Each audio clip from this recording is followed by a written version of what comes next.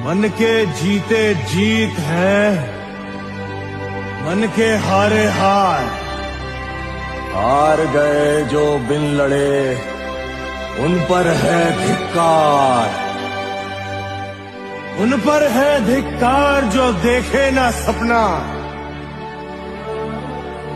सपनों। ડોક્ટર બાબા સાહેબ આંબેડકર જે જાતિવાદી માનસિકતાના કારણે જે બાબા સાહેબને અપમાનના ઝેરના ઘૂંટડા પીવા પડ્યા, એના લીધે ડોક્ટર બાબા સાહેબ આંબેડકર ત્યાંથી ચાલી અને કલેક્ટર કચેરીની જે નોકરી હતી એ છોડી અને તેજીને ત્યારે આવીને એમનો ટ્રેનનો ટાઈમ થોડો લેટ હોય છે ત્યારે અહીંયા આ બગીચાની અંદર આ ઝાડ અહીંયા હતું, ત્યાં ઝાડની નીચે બેસી અને ડોક્ટર બાબા સાહેબ આંસુ સારીને રડે છે અને એ સંકલ્પ કરે છે, મહાસંકલ્પ કરે છે કે ભાઈ આ જીવન મારું આખું હું આ સમાજના કલ્યાણ માટે, ઉત્થાન માટે, આ જાતિવાદી વ્યવસ્થાને નાબૂદ કરવા માટે હું મારું જીવન ખર્ચી નાખીશ.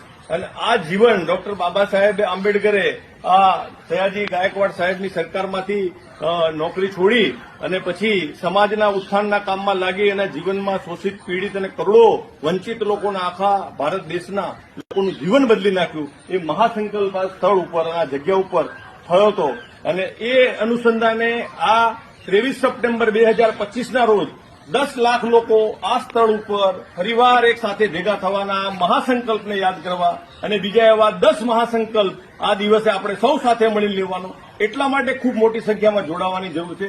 સર્વ સમાજના લોકોને વિનંતી છે, અભ્યર્થના છે કે 23 સપ્ટેમ્બર 2025ના દિવસે આપણે ખૂબ મોટી સંખ્યામાં આખા ભારતભરમાંથી લોકો જોડાય એવી અભ્યર્થના. જય ભીમ.